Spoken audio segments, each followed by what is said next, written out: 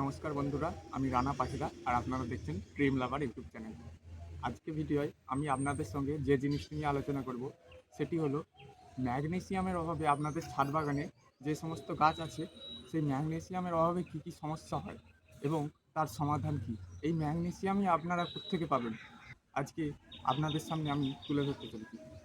সবার আগে আপনাদের রিকোয়েস্ট করব, যারা যারা ভিডিওটি দেখছেন সবাই ভিডিওটি শেষ পর্যন্ত স্কিপ না করে টানা দেখবেন, কারণ ভিডিওতে অনেক কিছু তথ্য দেওয়া আছে যেটা আপনারা স্কিপ করে করে দেখলে কিছু মিস করে যেতে পারেন। তো চলুন ভিডিওটি শুরু করা যাক। প্রথমেই বলে রাখা ভালো, গাছে যে আমরা যে সমস্ত খাদ্য ব্যবহার করি বা গাছের মাটিতে বা পাতায় স্প্রে করি তার মধ্যে তিনটি জিনিস বর্তমান থাকে। একটি হচ্ছে নাইট্রোজেন, একটি হচ্ছে ফসফরাস এবং একটি হচ্ছে পটাশিয়াম। এই তিনটি ছাড়া গাছ ভালোভাবে করা পসিবল নয় এবং এই তিনটির বাইরেও কিছু অনুখাদ্য আছে যেগুলো আমাদের গাছে দিতে হয়, তা না হলে গাছে কিছু সমস্যা হয়। তার মধ্যে অনেকগুলো অনুখাদ্যের মধ্যে প্রধান একটি অনুখাদ্য হচ্ছে ম্যাগনেসিয়াম। এই ম্যাগনেসিয়াম নিয়েই আজকের ভিডিও। ম্যাগনেসিয়াম হচ্ছে গাছের যে পাতার যে ক্লোরোফিল কণা, সেই ক্লোরোফিল কণাকে ম্যাগনেসিয়াম বাড়ায় এবং গাছকে সবুজ সতেজ রাখে। এই ম্যাগনেসিয়ামের অভাবেই গাছে কিছু কিছু সমস্যা হয় এবং তার মধ্যে একটি খুব বড় সমস্যা হচ্ছে ক্লোরোসিস। আপনারা অনেকেই এই ক্লোরোসিস নিয়ে চিন্তায় আছেন, আপনাদের গাছে ক্লোরোসিস হচ্ছে কেন। ক্লোরোসিস এই ম্যাগনেসিয়ামের অভাবেই হয়। তো ম্যাগনেসিয়াম আপনারা কোত্থেকে পাবেন?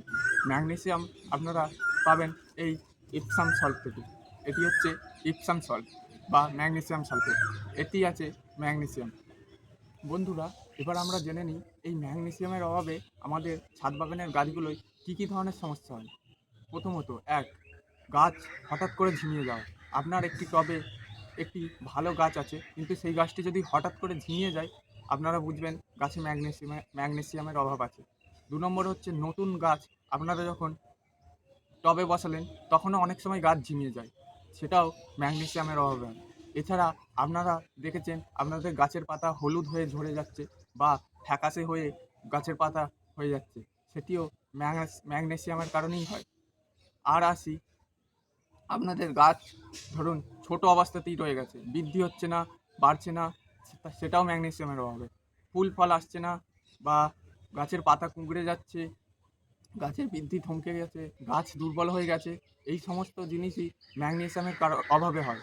গাছে ম্যাগনেসিয়াম না থাকলে এই সমস্ত জিনিসগুলো যেগুলো বললাম এই সবগুলো গাছে আপনারা লক্ষ্য করবে। তো আসুন এর প্রতিকার আমরা এবার জেনে নিই। এই অভাব দূর করার জন্য আপনাদের অবশ্যই এই এপসাম সল্ট আপনাদের কাছে রাখতে হবে। এটি দেখতে পাচ্ছেন আপনারা, এটি বড় দানার যে নুন বা ছোট দানার যে চিনি তার মতো হয়, দেখতে হয়। এই এপসাম সল্ট বা ম্যাগনেসিয়াম সালফেট আপনারা গাছে তিনভাবে প্রয়োগ করতে পারেন। একটি হচ্ছে স্প্রে হিসাবে, একটি হচ্ছে আপনারা জলে গুলে এবং আপনারা চাইলে ডিরেক্ট মাটির সাথেও মিশিয়ে মাটিতেও এটিকে দিতে পারেন। সবার প্রথমে আসি আপনারা স্প্রে হিসাবে কীভাবে দেবেন। এই ইপসাম সল্ট ১ গ্রাম ১ লিটার জলে গুলে ভালোভাবে ঝাঁকিয়ে খুব সকালে অথবা বিকালে আপনারা গাছে স্প্রে করতে পারেন। পুরো গাছগুলোকে স্প্রে করে চান করিয়ে দেবেন। দ্বিতীয়ত আসছি, আপনারা যদি এটিকে জলে গুলে টবের মাটিতে ব্যবহার করতে চান, আপনারা ১ লিটার জলে ২ গ্রাম এপসাম সল্ট নেবেন, তখন ২ গ্রাম নেবেন। আপনারা যদি স্প্রে হিসাবে করেন ১ গ্রাম নেবেন এবং জলে গুলে মাটিতে দিলে আপনারা ২ গ্রাম নেবেন। ২ গ্রাম ভালো করে জলে গুলে টবের মাটিতে জল দিয়ে দিন। আর যদি আপনারা এটি মাটিতে ব্যবহার করতে চান, তাহলে যখন আপনারা গাছ রিপোর্টিং করছেন, সেই যে মাটিটি তৈরি করে রেখেছেন রিপোর্টিং মাটি, তার সঙ্গে প্রতি টব পিছু ১০ ইঞ্চি বা ১২ ইঞ্চি টব পিছু ১ চামচ এবং ৬ ইঞ্চি ৮ ইঞ্চি টব পিছু হাফ চামচ সেই মাটির সাথে মিশিয়ে আপনারা সেটাই গাছটিকে রিপোর্টিং করতে পারেন। তখন দেখবেন তাহলে আর গাছটির যে রিপোর্টিং শখ, সেই শখটি লাগছে না। আর ধরুন আপনারা নার্সারি থেকে নতুন কোনো গাছ এনেছেন, তখন সেই নার্সারি গাছটি এক পরিবেশ থেকে অন্য পরিবেশে আসার জন্য তার যে শখ লাগতে পারে, সেই শখ থেকেও আপনারা মুক্তি পাওয়ার জন্য এই ইপসাম সল্ট গাছে স্প্রে করতে পারেন। এই তো গেল ইপসাম সল্টের ব্যবহার। এবার আপনারা এই ইপসাম সল্ট কখন ব্যবহার করবেন?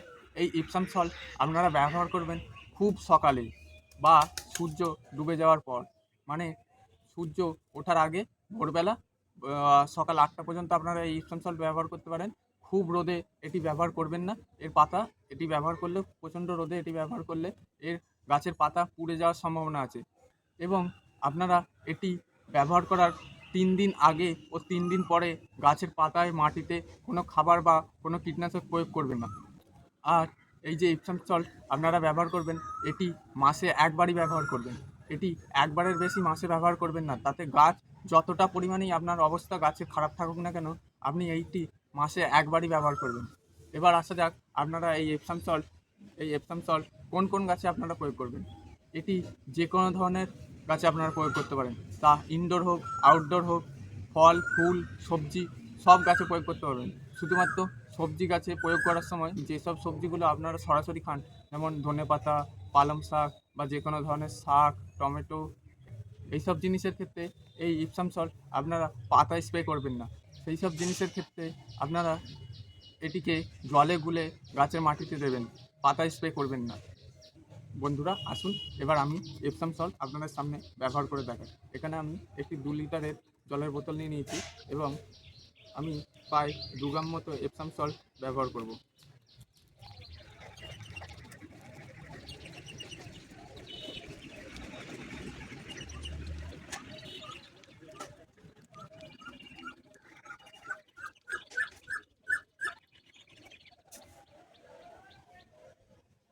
দেখুন বন্ধুরা, আমি এতটা পরিমাণ এপসাম সল্ট আমার এই গাছে প্রয়োগ করব।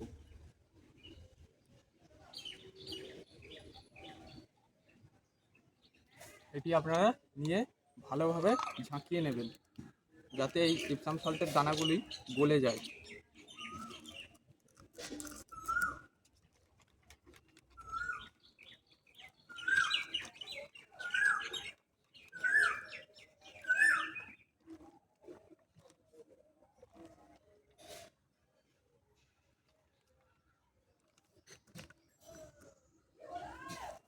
এইবার আপনারা এইভাবে সমস্ত গাছগুলিতে ভালো করে স্নান করিয়ে দেবেন।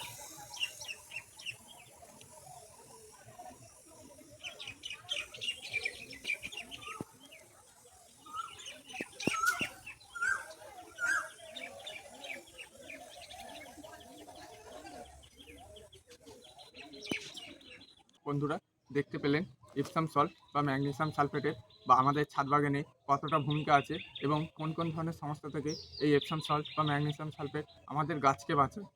তো বন্ধুরা ভিডিওটি যদি একটুও ভালো লেগে থাকে তাহলে অবশ্যই একটি লাইক করবেন এবং চ্যানেলটি সাবস্ক্রাইব করে আমার পাশে থাকবেন এবং পাশের যে বেল আইকনটি আছে সেটি অবশ্যই ক্লিক করে রাখবেন, যাতে এই ধরনের ছাদ বাগান রিলেটেড ভিডিও আমার সবার প্রথমে আপনার কাছেই পৌঁছে যায়। এবং যারা যারা ভিডিওটি শেষ পর্যন্ত দেখলেন তাদেরকে জানাই অসংখ্য ধন্যবাদ।